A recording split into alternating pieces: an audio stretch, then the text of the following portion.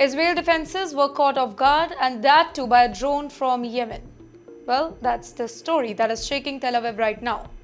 On September 7th, a Houthi drone slipped past Israeli air defenses and slammed into Ramon Airport in southern Israel. Panic spread through the terminal, glass shattered, people were injured, and flights were suspended for over an hour. And almost instantly, the Houthis, well, they went viral, mocking Israel, celebrating the strike, and warning that no airport in occupied Palestine is actually safe. Now, let's pause over there. This wasn't just any strike.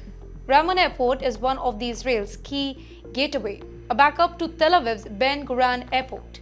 Hitting it directly shows reach, planning, and intent.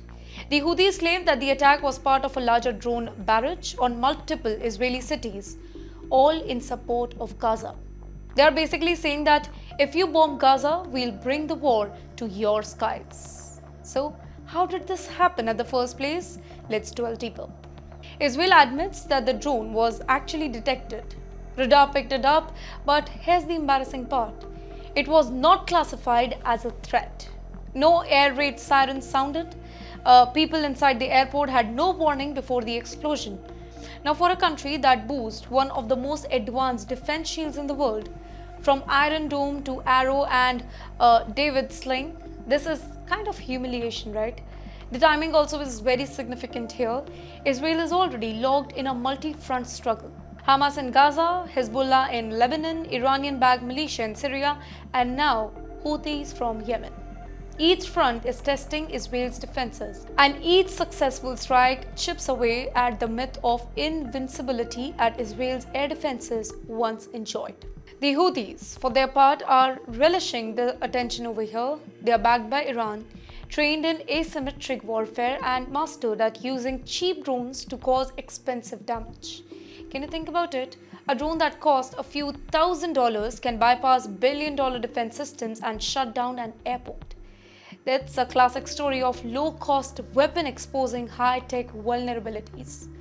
Flights at Yemen eventually resumed after security checks, but the incident leaves Israel with difficult questions. Can it protect its skies from drones coming not just from nearby Gaza or even Lebanon, but from as far as Yemen, over 1,600 kilometers away? And what happens if attacks like these are multiplied? This is not just about one airport. It is about perception. For Israel, every single drone that gets through, it is not a tactical problem. It is a strategic embarrassment. For the Houthis, every successful strike is propaganda gold. And for the wider region, it signals that the war in Gaza is no longer contained. It is spreading, pulling in actors far beyond the immediate battlefield. So here's a big takeaway. Israel may have the best defense systems in the world, but the battlefield is actually changing.